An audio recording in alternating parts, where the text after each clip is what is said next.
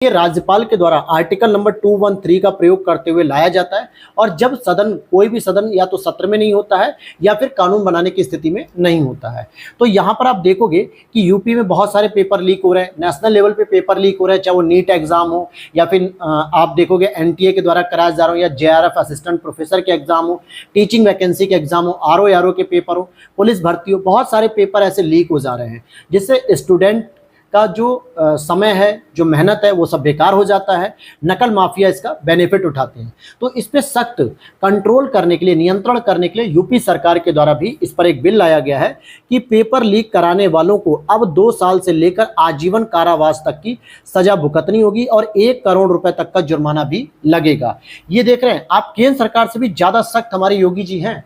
केंद्र सरकार ने तो केवल दोस्तों 10 साल तक की सजा दी थी और 1 करोड़ का जुर्माना। इन्होंने तो स्पष्ट कह दिया कि भैया 2 साल से लेकर आपको कितनी सजा हो सकती है, आजीवन कारावास। यानी अगर सजा का लेवल या पेपर लीक कराने का लेवल ऐसा है कि आजीवन कारावास भी देना चाहिए तो दिया जा सकता है, और मैक्सिमम 1 करोड़ रुपए तक का जुर्माना भी लगेगा। उत्तर प्रदेश सार्वजनिक परीक्षा अनुचित साधनों की रोकथाम के लिए एक अध्यादेश लाया गया 2024 को, जो 25 जून 2024 को सीएम योगी की अध्यक्षता में हुई कैबिनेट की बैठक में इसे मंजूरी भी मिल गई कि हाँ, इस प्रकार के अध्यादेश या इस प्रकार के बिल को लाने की आवश्यकता भी है। इसमें कहा जा रहा है कि अध्यादेश के तहत लोक सेवा आयोग, यानी जो उत्तर प्रदेश लोक सेवा आयोग है, यूपीपीएससी जिसे कहते हैं, यूपी ट्रिपल एससी अर्थात अधीनस्थ सेवा चयन बोर्ड, यूपी बोर्ड, विश्वविद्यालय, ट्रिब्यूनल या निकाय या उनके द्वारा नामित संस्था को शामिल किया गया है। अब होता क्या है इसमें, जैसे लोक सेवा आयोग के पेपर अगर आप लीक कराते हो, यूपी ट्रिपल एससी बोर्ड के पेपर लीक कराते हो, इवन कि आपने सुना होगा यूपी बोर्ड में दोस्तों मैथ और इंग्लिश के पेपर लीक हो जाते हैं, 12th के 10th के, यूनिवर्सिटीज के पेपर लीक हो जा रहे हैं, नेट जेआरएफ के पेपर लीक हो रहे हैं। तो इस तरीके की संस्थाओं के अगर आप पेपर लीक कराने के मामले में फंसते हो तो आपको 2 साल से लेकर आजीवन कारावास तक में मिल सकता है और 1 करोड़ की जुर्माना भी लग सकता है। और साथ ही साथ ये प्रवेश परीक्षाओं पर भी लागू किया गया है। अब भारत में एक बहुत बड़ी परीक्षा होती है CUET, central university entrance test कहते हैं या एग्जामिनेशन टेस्ट कह दो। तो इस पर भी अगर आपने नकल की किसी वजह से या नकल करते हुए पकड़े गए या पेपर लीक कराते हुए, तो यहाँ पर आपको उस पर भी दंड लगेगा। तो प्रवेश परीक्षाओं को इसमें नहीं छोड़ा गया है।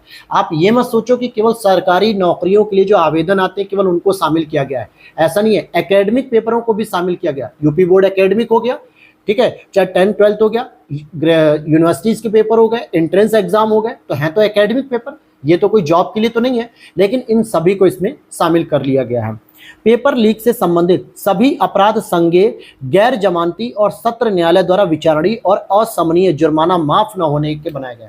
अब देखो, गैर जमानती कह दो या संज्ञेय कह दो, अर्थात एक ऐसे अपराध जो नॉन बेलेबल ऑफेंस होते हैं, अर्थात जिसपे जमानत भी नहीं दी जाएगी आपको। इतना सख्त इस कानून को बनाया जा रहा है और जमानत के संबंध में कठोर प्रावधान भी किए गए। अगर मान लो जमानत मिलती भी है ना, तो बहुत ही कठोर प्रावधान है। अब मान लेते हैं कि कोई व्यक्ति है जो इस मामले में पकड़ा गया, पेपर लीक कराने के मामले में, और उसको हो सकता है कैंसर का पेशेंट हो, जो आखिरी स्टेज के कैंसर में हो, तो भाई राइट टू लाइफ तो सभी के पास है आर्टिकल 21 के तहत, तो उसे इलाज कराने के लिए जमानत दी जा सकती है। या कोई महिला अगर इस केस में फंसती है और बाय डिफॉल्ट वो प्रेगनेंसी पीरियड में चल रही हो, तो भाई जो बच्चा उसके गर्भ में पल रहा है उसका तो अधिकार है ना जीवन का, तो उसको सुरक्षित करने के लिए हम जमानत दे सकते हैं। तो ऐसे बहुत कंडीशनल लेवल पर कठोर तरीके से प्रावधान किए गए हैं। बाकी नॉर्मल कंडीशन में तो अब ये नॉन बेलेबल ऑफेंस हो गया, यानी जिसमें कोई जमानत नहीं दी जाएगी। तो ये पूरा एक प्रोविजन आपने देख लिया। अब चलते हम सेकंड टॉपिक। यहां पर हम देखेंगे कि आरती को अमल क्लूनी महिला सशक्तिकरण पुरस्कार दिया गया। ये कौन आरती है और ये अमल क्लूनी महिला क्या है, इसको समझ लेते हैं। देखिए, 22 मई 2024 को यूपी के बहराइच की रहने वाली 18 वर्षीय ई रिक्शा चालक आरती को लंदन में प्रिंस ट्रस्ट अवार्ड समारोह में अमल क्लूनी महिला सशक्तिकरण पुरस्कार से सम्मानित किया गया। कहाँ की रहने वाली है? बहराइच की रहने वाली है। 18 वर्ष की महिला है जो ई रिक्शा चालक है, जिससे अपने परिवार का भरण पोषण करती हैं। लेकिन साथ ही साथ ये अन्य महिलाओं को भी एक सामाजिक सशक्तिकरण करने के लिए प्रेरित करती हैं कि आप किसी पुरुषों पर निर्भर न रहिए, आप किसी परिवार पर निर्भर न रहिए, आप खुद भी आत्मनिर्भर होकर अपने परिवार का खर्चा चला सकते हैं। तो यहां पर देखोगे, यह समारोह इंग्लैंड के लंदन में स्थित बकिंघम पैलेस में आयोजित किया गया था।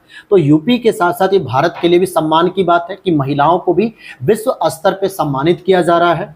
इन्हें सरकार की पिंक ई रिक्शा पहल के तहत अपने कार्य के माध्यम से अन्य युवा लड़कियों को प्रेरित करने के लिए सम्मानित किया गया। पिंक ई रिक्शा माध्यम, जो कि जनरली मैं मानता हूं कि ये कलर एक जेंडर बायस को दिखाता है। हम क्यों कहें कि ब्लू कलर लड़कों का हो गया, पिंक कलर लड़कियों का हो गया? रंग पे तो किसी का अधिकार नहीं होना चाहिए ना, लेकिन फिर भी अब जो शुरू से उनकी चॉइसेस हैं तो इस तरीके से किया जा रहा है। आरती आत्मनिर्भर बनने के लिए राष्ट्रीय शहरी आजीविका मिशन के तहत शहर की सड़कों पर पिंक ई रिक्शा की चालक हैं और बहराइच की जिला मजिस्ट्रेट मोनिका रानी के नेतृत्व में यह अभिनव पहल 2023 में गांधी जयंती पर शुरू की गई थी।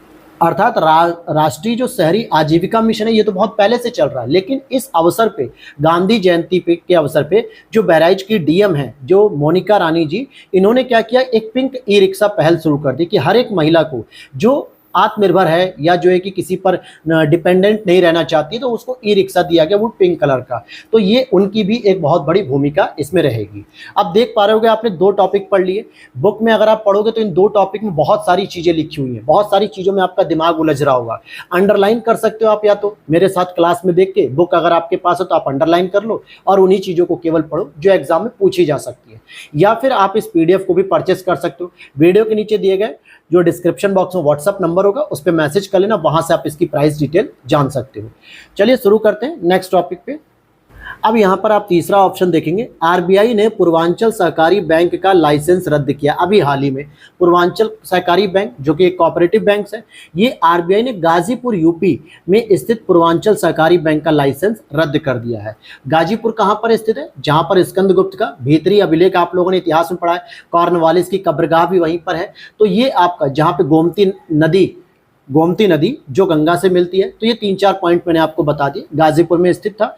और यह निर्णय बैंक द्वारा पर्याप्त पूंजी और स्थायी आय बनाए रखने में विफलता के कारण लिया गया। ऐसा क्यों? क्योंकि कोऑपरेटिव बैंक्स के द्वारा बहुत सारे लोगों को लोन दिया जा रहा था प्रॉफिट कमाने के लिए, लेकिन वो लोन रिटर्न नहीं आ रहा था, जिसकी वजह से वो एनपीए बनता जा रहा था, नॉन परफॉर्मिंग एसेट। और साथ ही साथ जो उनके पास पर्याप्त बैलेंस होना चाहिए प्रतिदिन के हिसाब से, कस्टमर की संख्या के हिसाब से, वो नहीं हो पा रहा था, मेंटेन नहीं हो पा रहा था, जिसके बाद आरबीआई ने बहुत सारे पहले वार्निंग्स दी, प्रिकॉशन दिए, लेकिन जब कोई पहलू या कोई भी उपाय काम नहीं आया तो फाइनली आरबीआई ने कहा कि इसको लाइसेंस रद्द करो, इसका सारा बैंकिंग काम बंद कर दो। बैंक का लाइसेंस रद्द होने का मतलब हो गया कि, अब ध्यान देना, यहाँ पे बहुत सारे लोग गलत इंटरप्रेट करते हैं कि बैंक का लाइसेंस रद्द होने का मतलब ये नहीं कि सभी लोगों का पैसा रद्द हो गया, बेकार हो गया, बल्कि अब यह बैंकिंग गतिविधियां नहीं कर सकता जिसमें जमा स्वीकार नहीं करेगा और मौजूदा जमा राशि का भुगतान करना शामिल है। अर्थात ना तो अब ये किसी का पैसा जमा करेगा, ना ही किसी को पैसा देगा। ये सारी सुविधाएं जो है कि इसकी बंद हो जाती हैं। अगले पॉइंट को देखते हैं, यूपी का पहला eco friendly Roma cluster, Roma भी कह सकते हो इसको, 16 मई 2024 को वैज्ञानिक एवं औद्योगिक अनुसंधान परिषद CSIR, council of scientific industrial research के central institute of medicinal and aromatic plants CIMAP ने बाराबंकी के भगौली गांव में यूपी का पहला सस्टेनेबल अरोमा क्लस्टर लॉन्च किया है। सस्टेनेबल अरोमा क्लस्टर, तो यहाँ पे आप रोमा की जगह अरोमा कर लेना दोस्तों, ठीक है। तो ये क्लस्टर शुरू किया किसने? CSIR ने। भगौली गांव कहाँ का है? बाराबंकी का, जो लखनऊ के पास बाउंड्री शेयर करता है।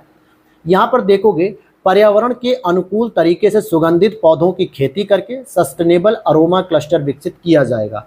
और CIMAP ने क्लस्टर में उच्च उपज देने वाली पुदीना की किस्म लगाई है और यह पौधों के कीटों और बीमारियों सहित जैविक तनाव के प्रति प्रतिरोधी होती है। तो पुदीना की फसल लगाई गई है। हालांकि पुदीना बहुत अच्छा माना था, और इसी का जो अर्क होता है, जिसको हम लोग कहते हैं पेपरमेंट, इसी की एक प्रजाति होती है जिसका ऑयल जो होता है ठंडा होता है, और ये आपके नवरत्न वगैरह चीज तेल में यूज होता है। अब चलते हैं पॉइंट नंबर 5 पे हम बात कर लेते हैं। अभी हाल ही में यूपी के 6 नए उत्पादों को जीआई टैग और दे दिया गया। तो अप्रैल 2024 की कहानी है जिसमें 6 नए उत्पादों को जीआई टैग दिया गया है, और इस तरीके से यूपी ने भारत में सबसे अधिक जीआई टैग उत्पाद प्राप्त करने वाले राज्य के रूप में अपना शीर्ष स्थान बनाए रखा है। यानी पूरे भारत में सबसे अधिक जो जीआई टैग दिए गए वो यूपी को दिए गए हैं। और कितने दे दिए गए हैं? 75 उत्पाद टोटल हो चुके हैं आपके जीआई टैग से नॉमिनेटेड पूरे भारत में। यूपी नंबर 1 पे है। सेकंड नंबर पे आप देखोगे तमिलनाडु आता है जिसमें 58 जीआई टैग के साथ सेकंड नंबर पे है। अच्छा, यूपी और तमिलनाडु की रैंकिंग के आधार पे एक और आपने इंपॉर्टेंट चीज पढ़ी होगी, रामसर साइट। ठीक है, वर्तमान भारत में टोटल कितनी रामसर साइट है? 85, जिसमें तमिलनाडु में 16 रामसर साइट है और यूपी में 10। तो यहाँ पे तमिलनाडु फर्स्ट पोजीशन पे है और सेकंड नंबर पे आपका यूपी है। लेकिन जीआई टैग के मामले में 75 जीआई टैग के साथ यूपी फर्स्ट नंबर पे है। जीआई टैग क्या होता है? एक ऐसा नाम या चिन्ह होता है जो किसी विशिष्ट भौगोलिक स्थान या मूल से संबंधित होता है और इसकी अवधि केवल 10 वर्षों के लिए होती है। अर्थात अगर पश्चिम बंगाल के सफेद रसगुल्ला को जीआई टैग दे दिया गया तो आजीवन नहीं रहेगा। ठीक है, क्योंकि जब जीआई टैग दिया जा रहा था तो पश्चिम बंगाल और उड़ीसा की सरकारों के बीच में द्वंद्व चल रहा था कि भाई जीआई टैग तो रसगुल्ले का हमें मिलना चाहिए था। तो इसको लेके जो डिस्प्यूट हो रहा था तो फिर उसको जीआई टैग जो दिया गया सेंट्रल रजिस्ट्री के द्वारा पश्चिम बंगाल को दिया गया 10 वर्ष के लिए। ऐसे ही आपके यूपी के जितने भी जीआई टैग मिले ये आजीवन नहीं है, 10 वर्ष के बाद वो परिवर्तित होंगे या फिर नए सिरे से जो है कि उस पर दोबारा मंथन करके जीआई टैग दिया जाता है। वस्तुओं का भौगोलिक संकेतक पंजीकरण एवं संरक्षण अधिनियम 1999 के तहत जीआई टैग प्रदान किया जाता है और वाणिज्य एवं उद्योग मंत्रालय के उद्योग संवर्धन और आंतरिक व्यापार विभाग डीपीआईआईटी का एक प्रभाग होता है भौगोलिक संकेतक रजिस्ट्री, ये जीआई प्रदान करता है। अब यहाँ पर मान लेते हैं कि अगर आपसे डायरेक्ट मंत्रालय पूछ लिया जाए कि कौन मंत्रालय जीआई टैग देता है तो आपका उत्तर होना चाहिए वाणिज्य एवं उद्योग मंत्रालय, और इसके अंतर्गत डीपीआईआईटी होता है जिसका एक छोटा सा प्रभाग होता है भौगोलिक संकेतक रजिस्ट्री यानी जीआई रजिस्ट्री, इसके द्वारा जीआई टैग दिया जाता है। अब लेटेस्ट जो 6 पदार्थों को मिला है, इन 6 वस्तुओं को जीआई टैग, वो कौन कौन से थे? जैसे तिरंगी बर्फी होता है जो वाराणसी की फेमस है। हालांकि मैं तो मानता हूँ बहुत सारे जिलों में तिरंगी बर्फी मिल जाती है। तिरंगी का मतलब है 3 रंग की होती है। इसमें क्या होता है, एक बर्फी की लेयर ऊपर की होती है, एक नीचे की लेयर होती है और बीच में जो पतली सी लेयर होती है ना वो एक दूसरे कलर की होती है, जिससे 3 रंग की लगने लगती है। और ये तिरंगी बर्फी और सामान्यतः कुछ इस तरीके की होती है, डायगोनल शेप की, कुछ इस तरीके की होती है। दूसरा अगर आप देखोगे मेटल कास्टिंग क्राफ्ट का भी जो है वाराणसी को दिया गया है। थारू कढ़ाई ये लखीमपुर खीरी का है। बेंत और बांस शिल्प ये बरेली का है। जरदोजी शिल्प बरेली का है और हैंड ब्लॉक प्रिंट टेक्सटाइल जो कि पिलखुआ एक जगह है वहाँ पे ब्लॉक है हापुड़ में, वहाँ से संबंधित है। तो ये 6 प्रकार के आपके जीआई टैग अभी हैं। नईमा खातून अलीगढ़ मुस्लिम विश्वविद्यालय की पहली महिला कुलपति बनी हुई है। अलीगढ़ मुस्लिम विश्वविद्यालय का अगर मैं इतिहास बताना चाहूँ थोड़ा सा एक लाइन में, तो 1875 में इसको सर सैयद अहमद खां जी ने मोहम्मदन एंग्लो ओरिएंटल कॉलेज के नाम से स्थापित किया था। साथ ही साथ इन्होंने फिर आगे चल के देखोगे कि 1920 में इसका नया नामकरण कर दिया गया अलीगढ़ मुस्लिम विश्वविद्यालय, और उस समय से लेके 1924 तक, इवन कि 1924 में जब तक नईमा खातून नहीं बनी होती हैं हमेशा कुलपति एक पुरुष व्यक्ति ही रहा। तो पहली बार ऐसा था कि नईमा खातून को अलीगढ़ मुस्लिम विश्वविद्यालय की पहली महिला कुलपति वाइस चांसलर के रूप में नॉमिनेट किया गया है। खातून को कार्यभार ग्रहण करने की तारीख से 5 वर्ष की अवधि या 7 वर्ष की अवधि आयु प्राप्त करने तक कुलपति के रूप में नियुक्त किया गया है। तो केवल आप इनके ही बारे में मत सोचो, ये एक नया पॉइंट मिल गया कि जो भी यूनिवर्सिटीज़ होती हैं आपकी सेंट्रल यूनिवर्सिटीज़, उनके आपके जो वाइस चांसलर होते हैं उनका कार्यकाल ही होता है या तो 5 वर्ष या फिर 70 ईयर्स। जो भी आपकी उम्र या 5 वर्ष जो पहले पूरा हो जाएगा उसके बाद आपकी पद मुक्त हो जाएंगे आप। तो नईमा खातून जी को बनाया गया है। अलीगढ़ मुस्लिम विश्वविद्यालय को यहाँ पे 1877 नहीं रहेगा, यही जो मैंने बताया ना 1875 सर सैयद अहमद खां के द्वारा मोहम्मदन एंग्लो ओरिएंटल कॉलेज के रूप में स्थापित किया गया 1875 में। ये यहाँ पे लिखने में मिस्टेक हो गई, ह्यूमन एरर है दोस्तों। अब अगले प्रश्न की ओर चलते हैं। वाराणसी में 7वीं ISARC समन्वय समिति की बैठक, क्या है भैया ये ISARC? 28 मार्च 2024 को वाराणसी में स्थित अंतर्राष्ट्रीय चावल अनुसंधान संस्थान IRRI यानी इंटरनेशनल राइस रिसर्च इंस्टीट्यूट दक्षिण एशिया क्षेत्रीय केंद्र के रूप में ISARC में 7वीं जो है कि इसकी समन्वय समिति का आयोजन किया गया है, जिसमें कौन कौन देश शामिल हुए हैं। तो आप देखोगे कि इसमें भारत हो गया, बांग्लादेश हो गया, श्रीलंका हो गया और नेपाल के कृषि अधिकारी शामिल हुए थे। क्योंकि यहाँ पे ये जो मीटिंग हुई थी बनारस में तो यहाँ पे लोग शामिल हुए। बैठक की अध्यक्षता अंतर्राष्ट्रीय चावल अनुसंधान संस्थान के जो अंतरिम महानिदेशक थे अजय कोहली साहब, इन्होंने ही की थी, जो कि भारतीय मूल के ही है। तो इन्होंने ही इसकी अध्यक्षता की थी। आपको बताना चाहूँगा कि वैश्विक स्तर पे 2 संगठन ऐसे हैं जो खाद्यान्न सामग्री से और जिनके क्षेत्रीय कार्यालय आपके भारत में बनारस और आगरा में स्थित है। बनारस में आपने चावल का देख लिया और आगरा में आपको अंतर्राष्ट्रीय आलू संधान का क्षेत्रीय कार्यालय देखने को मिलता है आगरा में। 2024 में कम मीथेन उत्सर्जन वाली चावल की किस्मों के विकास और प्रीमियम गुणवत्ता वाली पौष्टिक चावल की उत्पादकता बढ़ाने पर ध्यान केंद्रित किया जाएगा। तो यहाँ से आप समझो, जो धान की खेती होती है खरीफ फसल के दौरान, जब मई जून में बरसात हो जाती है तो चावल की खेती की जाती है, मतलब धान की। और आपको पता है कि धान की खेती से बहुत बड़ी मात्रा में मीथेन गैस उत्सर्जन होती है। तो यहाँ पर यह प्रयास किया जा रहा है इस रिसर्च इंस्टीट्यूट के द्वारा कि एक ऐसी किस्म का विकास किया जाए जिससे राइस की जब खेती की जाए धान की, तो वहाँ से मीथेन गैस का उत्सर्जन बहुत कम होना चाहिए, यानी न्यूनतम स्तर पर होना चाहिए, ताकि ग्लोबल वार्मिंग को भी कंट्रोल किया जा सके। तो एक अच्छा इनिशिएटिव है। अगर एक नई प्रजाति बनेगी चावल की तो इसका प्रयोग किया जाएगा, मीथेन भी कम उत्सर्जित होगी, साथ ही साथ पौष्टिक गुणवत्ता भी होनी चाहिए, उसमें कोई समझौता नहीं होना चाहिए। आगे चलते हैं, पॉइंट नंबर 8 की बात करेंगे। DMSRDE कानपुर द्वारा सबसे हल्की बुलेट प्रूफ जैकेट का विकास किया गया है। DRDO के कानपुर स्थित रक्षा सामग्री एवं भंडार अनुसंधान और विकास प्रतिष्ठान, जो इसकी पूरी फुल फॉर्म है, आप गूगल पे विजिट कर सकते हो या आपने जो मैगजीन पढ़ रहे हो उसमें भी लिखा होगा।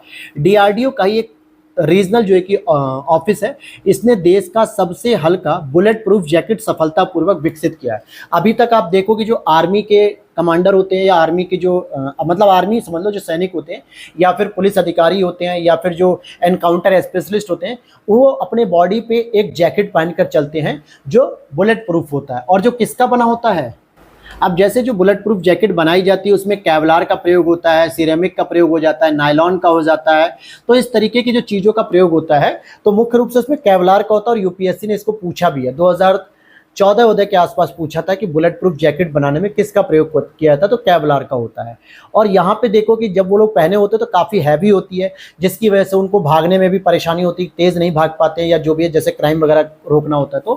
तो इसी वजह से यहाँ पे एक हल्का सा बना दिया गया है, जो सबसे ज़्यादा हल्का एक तरीके से देखा जा रहा है। इस बुलेट प्रूफ जैकेट का चंडीगढ़ की टर्मिनल बैलिस्टिक अनुसंधान प्रयोगशाला में परीक्षण भी किया जा चुका है और वो भी परीक्षण सफलतापूर्वक हो गया।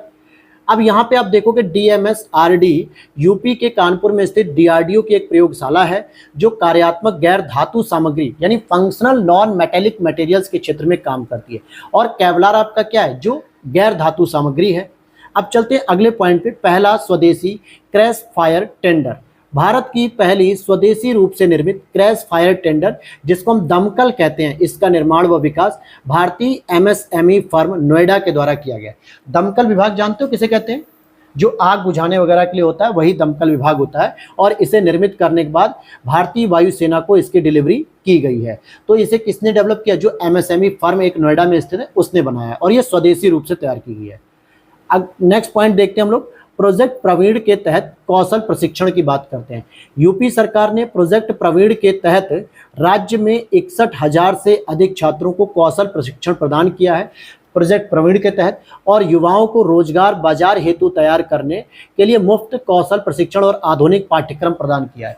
बाजार हेतु का मतलब क्या होता है कि बाजार में जिस प्रकार के रोजगार की जरूरत है, जिस प्रकार के कौशल की जरूरत है, आपको उसी कौशल से प्रशिक्षित किया गया, उसी कौशल में ट्रेनिंग दी गई है, ताकि आप बाजार में जाएं तो आप अपनी आजीविका चलाने के लिए एक आधारभूत रोजगार प्राप्त कर सकें।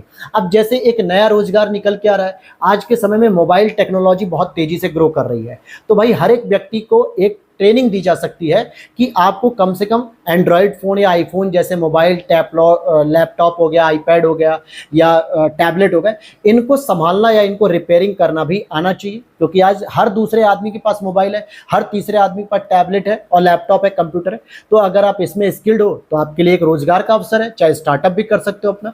तो इसी को कहते हैं बाजार आधारित उद्योग के हिसाब से ट्रेनिंग दी जा रही है। और ये ट्रेनिंग राज्य के उच्चतर माध्यमिक विद्यालय के 6 से 12 तक के छात्रों को प्रशिक्षण प्रदान किया जाएगा, ताकि 6 से 12 तक लगातार वो 6 साल पूरा प्रैक्टिस करता रहेगा। ठीक, ऐसा नहीं कि क्लास 6 में दे दिया फिर उसे छोड़ दिया, फिर तो भूल जाएगा। क्लास 6 से 12 तक लगातार उसको 6 साल जब ट्रेनिंग मिलेगी, तो जब 12 के बाद जब वो बाहर निकलेगा, ग्रेजुएशन करेगा, एकेडमिक नॉलेज लेगा, तो साथ में वो अपना साइड इनकम के लिए भी काम कर सकेगा, क्योंकि उसको ट्रेनिंग दी गई है पूरी।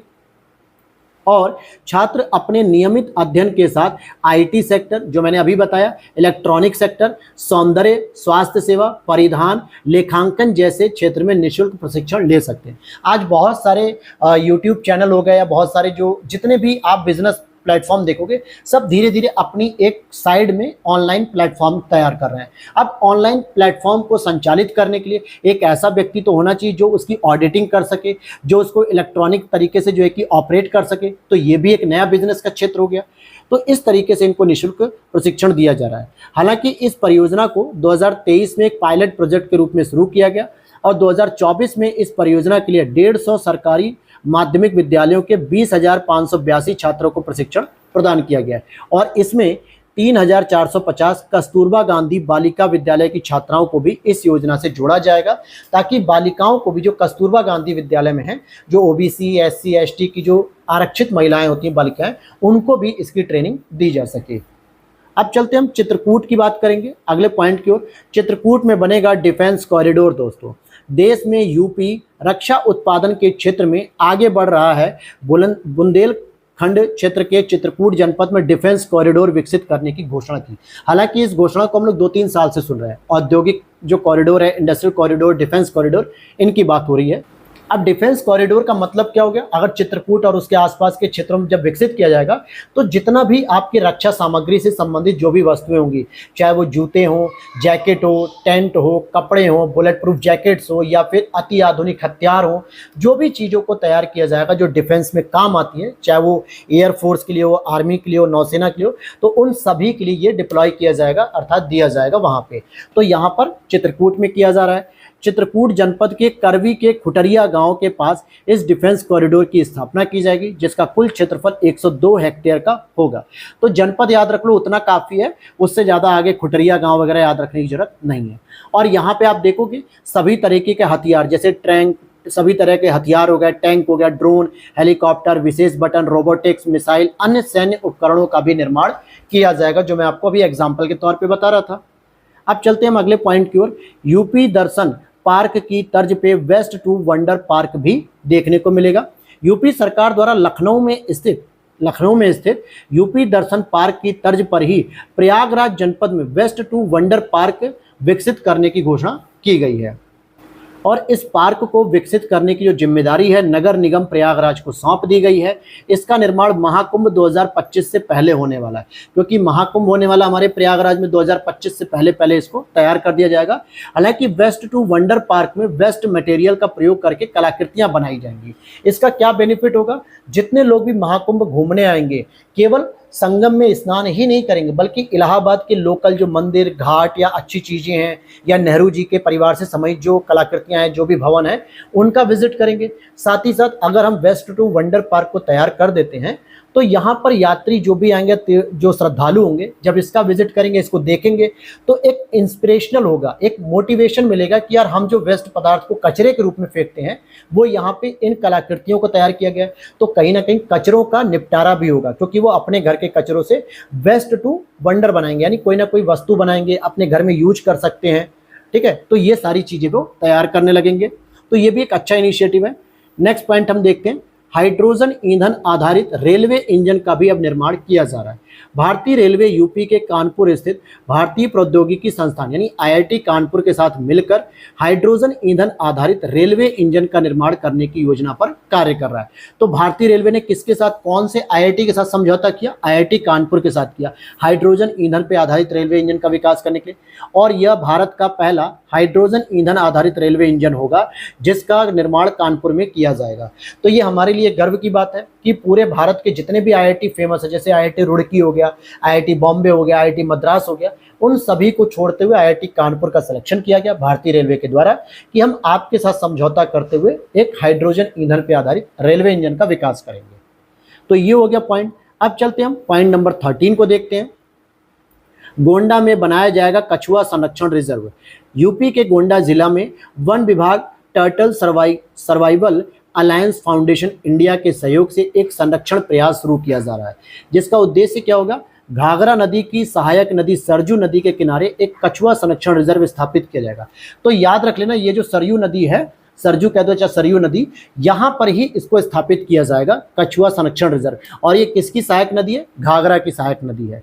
फिर आगे देखते हैं, 10 वर्षों की प्रारंभिक अवधि के लिए एक प्रबंधन योजना तैयार की जाएगी कि 10 वर्ष तक हम इस पे कैसे काम करेंगे और कितना हम संरक्षण कर पाएंगे, कितना इसका आउटपुट निकलेगा, फिर आगे उस पर सरकार और विचार करेगी। तो ये हो गया पॉइंट। फिर यहाँ पर देखते हैं, देश की पहली डिजिटल साइबर फॉरेंसिक लैब, ध्यान से समझो, इंपॉर्टेंट है। देखिए फॉरेंसिक लैब तो आपको पता है हैदराबाद में जो क्राइम वगैरह डीएनए वगैरह रिपोर्ट वगैरह की जाती है, लेकिन यहाँ पे डिजिटल साइबर की फॉरेंसिक लैब तैयार की जा रही है। कहाँ पे होगी, नोएडा यूपी में स्थित गौतम बुद्ध विश्वविद्यालय में देश की पहली डिजिटल साइबर फॉरेंसिक लैब स्थापित की जा रही है। कहाँ पर, गौतम बुद्ध विश्वविद्यालय में, नोएडा के अंतर्गत। और इससे देश की सीमा में विदेशी ड्रोन, कैमरे, फोन और अन्य जासूसी उपकरणों से डेटा रिकवर किया जा सकेगा।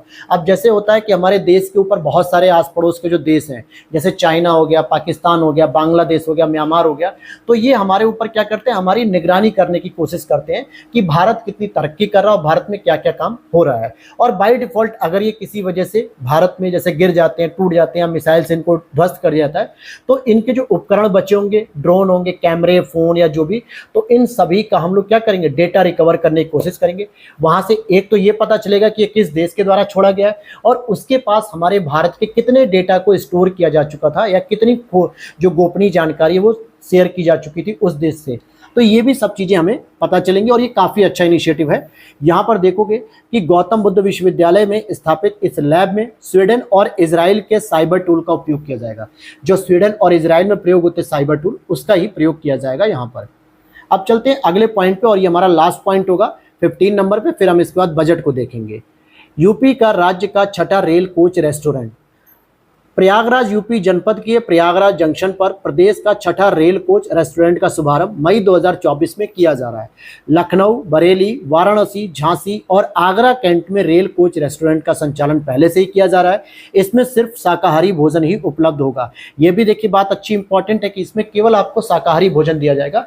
और ये क्या होता है, जैसे आप जो भी रेलवे स्टेशन पे आप जाओगे, वाराणसी में रेलवे स्टेशन पे जाओगे, बाहर ही बना हुआ है, अदरवाइज एक मंडुआडीह जो वहाँ का दूसरा लोकल स्टेशन है, वहाँ पर भी आप देखोगे तो बाहर एक रेलवे की एसी बोगी लगी होती है, थर्ड एसी या सेकंड एसी का मान लो, और उसके अंतर्गत रेल में जो बैठने की सीटें होती हैं उनको क्या किया गया, कन्वर्ट कर दिया गया कि रेस्टोरेंट सीट के रूप में। वहाँ आपको भोजन मिलेगा, साथ ही साथ रेलवे के द्वारा जो सुविधाएं उपलब्ध कराई जा रही है उनकी भी जानकारी मिलेगी। काफ़ी अच्छा खाना होता है उनका और शाकाहारी भोजन होता है, कोई मांसाहारी वगैरह किसी भी तरीके का भोजन वहाँ पे नहीं मिलेगा। तो यहाँ पर ये टॉपिक आपके कंप्लीट हो गए और अब आपका जो अगला टॉपिक है दोस्तों वो रहेगा आपका यूपी बजट 2024-25 जो 5 फरवरी को प्रस्तुत किया गया था। उसकी डिटेल हम लोग वीडियो एक अलग से कल लेकर आएंगे ताकि उसमें क्या होगा ना, बहुत सारे फैक्ट आपको मिलेंगे। तो पहले मैं चाहूँगा कि ये वीडियोज़ आप रिवाइज कर लो, अगर नोट डाउन कर रहे हो तो नोट डाउन कर लो, बुक के साथ पढ़ रहे हो तो अंडरलाइन कर लो, या फिर आप हमारी PDF को लेना चाहते हो तो वीडियो के नीचे दिए गए व्हाट्सअप नंबर पर मैसेज करो, वहाँ से हमारी टीम आपसे कॉन्टैक्ट करेगी और सारी प्राइस लिस्ट आपको मिल जाएगी। अदर सब्जेक्ट की भी मिल जाएगी, केवल घटना सार ही नहीं, अदर सब्जेक्ट की भी मिल जाएगी। तो इसीलिए पहले इसको रिवाइज कर लो और कल हम लोग इसमें जितना भी फैक्ट इन्फॉर्मेशन है, क्योंकि बजट का मतलब हो गया आंकड़ों को याद करना और आंकड़े ही आपसे पूछे जाते हैं, डेटा पूछे जाते हैं, तो ये हम लोग कल कवर करेंगे जो कि आधे घंटे के आसपास क्लास होगी कल की भी। उसके बाद हम लोग पुरस्कार, खेल और फिर अपडेटेड वाले जो चैप्टर रह जाएंगे ये भी 3 से 4 वीडियो में कंप्लीट हो जाएंगे। तब तक आपका आई दृष्टि आ जाएगा तो उसे भी तैयार कर लिया जाएगा। तो लगातार आप तैयारी करते रहो, बिल्कुल चूकना नहीं है किसी भी चीज़ में। और मिलते हैं नेक्स्ट वीडियो में। Thanks for watching. जय हिंद, जय भारत।